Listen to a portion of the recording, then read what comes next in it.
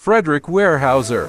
From working as a brewer, field hand, and rail worker to founding America's largest lumber company, Frederick Weyerhaeuser leaped to the annals of successful history after migrating to the United States in 1852 and engraved his legacy for generations. But was it really easy to do so? How did he succeed in the United States as an immigrant? Today, this video will blow your mind with some crucial insights into Weyerhaeuser's life that might give you admiration for your goals. Family background and immigration.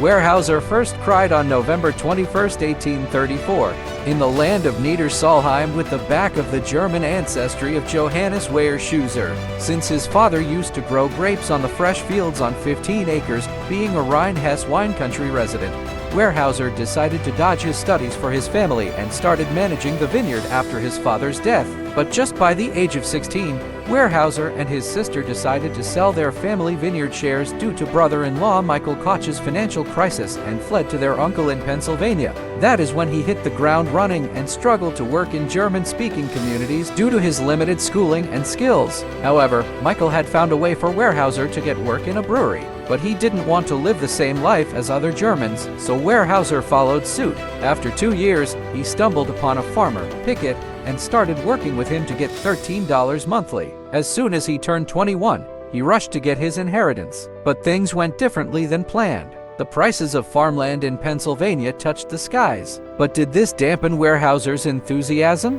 He didn't want to give up and made his next stop at Rock Island. The struggle also made its trail there, and he couldn't find any land on Rock Island either. Weyerhaeuser couldn't do anything then and started working with other German immigrants. Afterward, the bells rang, and he married blacksmith John's younger daughter, Sarah Elizabeth, on October 11, 1857, giving him 7 kids. Lumber entrepreneur.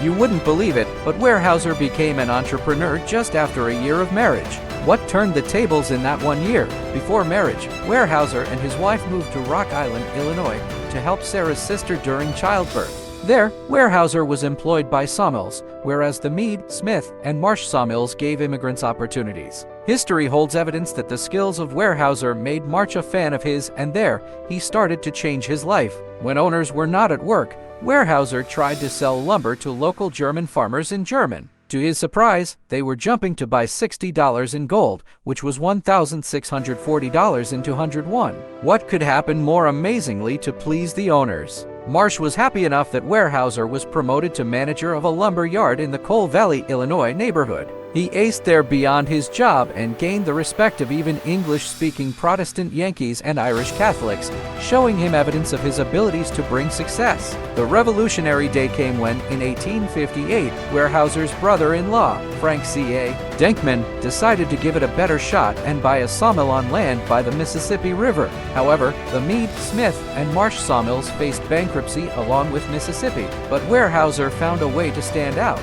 He leveraged high-interest loans to buy the Coal Valley lumberyard assets and leased the Rock Island sawmill. He even smoothly handled several jobs as an independent contractor during these hustles. This step eventually increased the manufacturing in his sawmills and earned a profit of $3,000 in 1858 and $5,000 in 1859, leaving behind everyone trying to recover from bankruptcies. It was undoubtedly his era.